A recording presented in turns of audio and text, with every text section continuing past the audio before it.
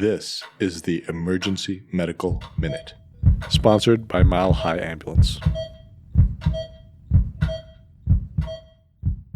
The Emergency Medical Minute is excited to announce that we are now offering AMA, PRA, Category 1 credits via online course modules.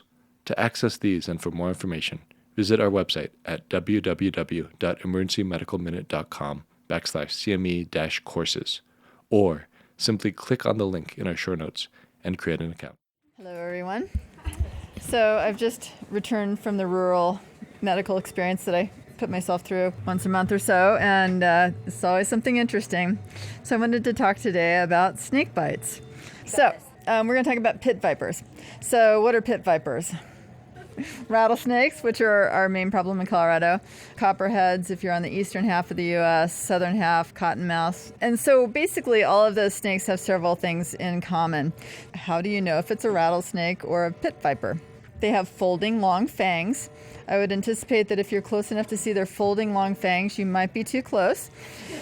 They have triangular heads that abruptly transition to their body. They just look mean because they have those heat-sensing pits right behind their face, on the front of their head, and their pupils are elliptical. So if you see a bull snake and they have nice round pupils, then you can just go up, love it on up. You're safe. All right. Basically, Poison Control reports about 5,000 snake bites a year. Obviously, probably not every snake bite gets reported to Poison Control, so hard to know exactly. A really low death number in children in the grand scheme of things. So 4 out of the 8,825 reported bites over the last 5-year period. Interestingly, I didn't know that rattlesnakes also don't live in Maine. So I knew Alaska and Hawaii were safe, but Maine is also a good option if you're a snakeophobe like me. So the venom is made up of over 50 toxins. It's a really complex substance. It's variable as to what they eat, where they live, seasonal variations, and also the different species of the different types of pit vipers. So what are the effects of snake bites? What's the first thing typically you'll see? Hurts.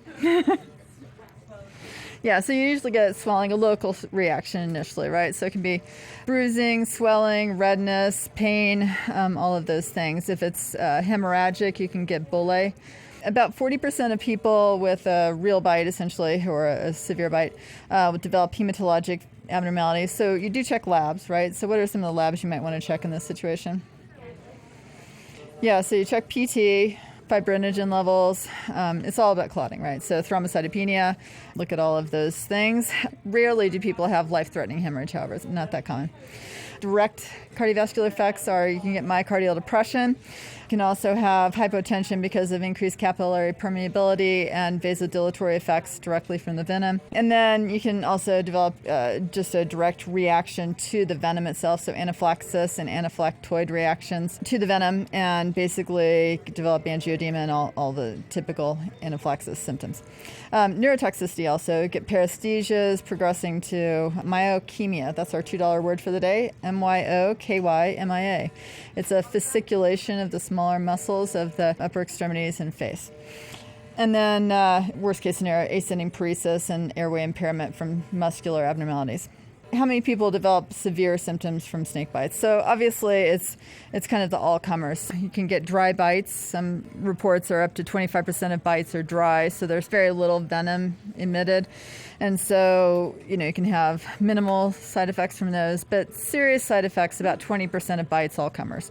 So that means those are the people that have to be treated. Indications for treatment: if you have mild symptoms, you monitor. You monitor for up to 12 to 24 hours. The venom half-life is actually really long. It's like 2 weeks, literally. So some of the venom components can stick around for a long time.